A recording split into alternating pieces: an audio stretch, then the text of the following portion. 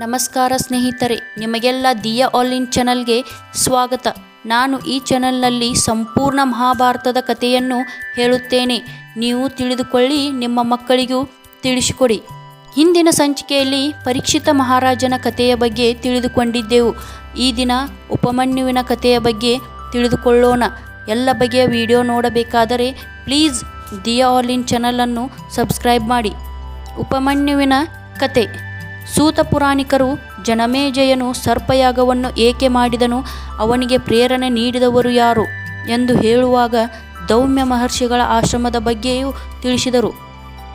ಉಪಮನ್ಯು ಆರುಣಿ ಮತ್ತು ಉತ್ತುಂಕರ ಜೀವನದಲ್ಲಿ ಆದಂತಹ ವಿಶೇಷತೆಗಳನ್ನು ತಿಳಿಸಿ ನಂತರ ಉತ್ತುಂಕನೇ ಹೇಗೆ ಸರ್ಪಯಾಗಕ್ಕೆ ಪ್ರೇರಣಾದನೆಂದು ತಿಳಿಸಿದರು. ದೌಮ್ಯರ ಆಶ್ರಮಕ್ಕೆ 8 ವರ್ಷವನಿದ್ದಾಗಲೇ ಬಂದ ಉಪಮನ್ಯು ಅನೇಕ ಮಕ್ಕಳರೊಂದಿಗೆ ಅವನೂ ಸಹ ಕುಳಿತಿದ್ದನು.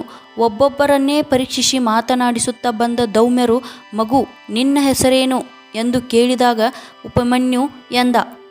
ಆ ಹುಡುಗನಿಗೆ ದೌಮ್ಯರು, ನೀನು ನಾಳೆಯಿಂದ ಆಶ್ರಮದ ದನಗಳನ್ನು ಕಾಯ್ದುಕೊಂಡು ಬಾ ಎಂದು ಹೇಳಿದರು. ಅವನಿಗೆ ಗುರುಗಳು ಬೇಗನೆ ಕಾರ್ಯವನ್ನು ಕೊಟ್ಟರೆಂದು ಸಂತೋಷವಾಯಿತು. ವಿದ್ಯೆಗಾಗಿ ಬಂದವನಿಗೆ ದನಗಳನ್ನು ಕಾಯುವ ಕೆಲಸವೇ ಎಂದು ಚಿಂತಿಸಲೇ ಇಲ್ಲ. ಮರುದಿನದಿಂದ ದನಗಳನ್ನು ಕಾಯುವ ಮೇಯಿಸುವ ಕಾರ್ಯ ಆರಂಭಿಸಿದನು. ಕೆಲವು ದಿನಗಳ ನಂತರ ಗುರುಗಳು ಉಪಮನ್ಯುವಿಗೆ ಊಟಕ್ಕೇನು ಮಾಡುವೆ ಎಂದು ಕೇಳಿದಾಗ ಉಪಮನ್ಯು ಭಿಕ್ಷೆಯಿಂದ ಸಂಪಾದಿಸಿದ್ದೇನೆ ಎಂದನು. ಭಿಕ್ಷೆಯಿಂದ ಬಂದ ಉತ್ಪನ್ನವನ್ನು ನನಗೆ ತಂದು ಕೊಡು ಎಂದು ಆಜ್ಞೆ ಮಾಡಿದರು. ಗುರುಗಳು ಮರುದಿನದಿಂದ ಭಿಕ್ಷಾನ್ನವನ್ನು ತಂದು ಉಪಮನ್ಯು ಅವರಿಗೆ ಒಪ್ಪಿಸಿದನು. ಮತ್ತೊಮ್ಮೆ ಉಪಮನ್ಯುವನ್ನು ಕರೆದು ಗುರುಗಳು ಊಟಕ್ಕೆ ಏನು ಮಾಡುತ್ತಿರುವೆ ಎಂದು ಕೇಳಿದರು. ಆಗ 2ನೇ ಸಾರಿ ಭಿಕ್ಷೆ ಕೇಳಿ ಬದುಕಿದ್ದೇನೆ ಎಂದನು. ಆಗ ಗುರುಗಳು 2ನೇ ಬಾರಿ ಭಿಕ್ಷೆ ಬೇಡವೇ ಬೇಡ ಎಂದರು. ಗುರುಗಳು ಮತ್ತೆ ಒಂದು ದಿನ ಕರೆಸಿ ಗುರುಗಳು ಅದೇ ಪ್ರಶ್ನೆ ಕೇಳಿದಾಗ ಉಪಮನ್ಯು ಹಸುವಿನ ಹಾಲನ್ನು ಕುಡಿಯುತ್ತಿರುವೆ ಎಂದನು. ಆಗ ಹಾಲು ಕರುಗಳಿಗಾಗಿ ಇರುವುದು, ನೀನು ಕುಡಿಯಬೇಡ ಎಂದರು.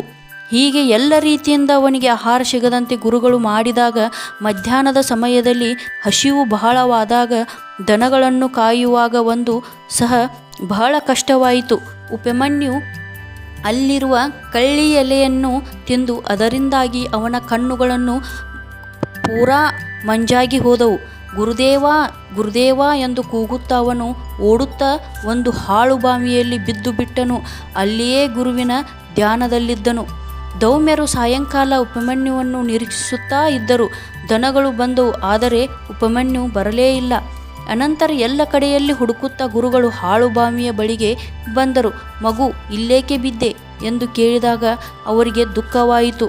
ಅಲ್ಲಿಯೇ ಇರು ಎಂದು ಹೇಳಿ ನದಿಯ ಕಡೆ ನಡೆದು ಆಚಮನ ಮಾಡಿ ಅಶ್ವಿನಿ ದೇವತೆಗಳನ್ನು ಸ್ಮರಿಸಿದರು. ಅವರು ಬಂದಾಗ ಹಲವು ರೀತಿಯಿಂದ ಅವರನ್ನು ಹೊಗಳಿದರು. ಕಣ್ಣುಗಳನ್ನು ಕಳೆದುಕೊಂಡ ಉಪಮನ್ಯುಗೆ ದೃಷ್ಟಿ ಬರಲಿ ಎಂದು ಕೇಳಿದರು. ಉಪಮನ್ಯು ಗುರುಗಳ ಮಾತಿನಂತೆ ನಡೆದು ಗುರುಭಕ್ತಿಯನ್ನು ತೋರಿದ್ದನು. ಅವರ ಮೆಚ್ಚುಗೆಯನ್ನು ಅವರ ಭಕ್ಷ್ಯವನ್ನು ಕೊಟ್ಟರು. ಅದನ್ನು ಗುರುಗಳಿಗೆ ಅರ್ಪಿಸದೆ ತಿನ್ನಲಾರೆ ಎಂದನು ಉಪಮನ್ಯು. ದೌಮ್ಯರು ಒಪ್ಪಿ ಅನುಮತಿ ಕೊಟ್ಟಾಗ ಅವನು ಭಕ್ಷ್ಯವನ್ನು ತಿಂದನು. ಬಾವಿಯಿಂದ ಮೇಲೆ ಬಂದನು. ಅವನಿಗೆ ಕಣ್ಣುಗಳೂ ಸಹ ಬಂದಿದ್ದವು. ಗುರುಗಳಿಗೆ ವಂದಿಸಿದನು. ಗುರು ಶಿಷ್ಯರು ಮೆಚ್ಚಿ ಅಪ್ಪಿಕೊಂಡರು. ಅಂದಿನಿಂದ ಶಿಷ್ಯನಾದ ಉಪಮನ್ಯು ದೌಮ್ಯರ ಆಶೀರ್ವಾದದಿಂದ ಉತ್ತಮ ವ್ಯಕ್ತಿಯಾಗಿ ವಿದ್ಯಾವಂತನಾದನು. ಗುರುವಿನ ಕರುಣೆ ಪಡೆದು ತನ್ನ ಗ್ರಾಮಕ್ಕೆ ಸೇರಿದನು. ಇನ್ನು ಮುಂದಿನ ಸಂಚಿಕೆಯಲ್ಲಿ ಆರುಣಿಯ ಕತೆ ಬಗ್ಗೆ ತಿಳಿದುಕೊಳ್ಳೋಣ. ದಯವಿಟ್ಟು ದಿಯಾ ಆಲ್ ಇನ್ ಚಾನಲ್ಗೆ ಸಬ್ಸ್ಕ್ರೈಬ್ ಮಾಡಿ, ಬೆಲ್ ಐಕಾನ್ ಒತ್ತಿ, ಲೈಕ್ ಮಾಡಿ, ಶೇರ್ ಮಾಡಿ, ಮಹಾಭಾರತದ ಬಗ್ಗೆ ಕಮೆಂಟ್ ಮಾಡಿ ತಿಳಿಸಿ. Thank you.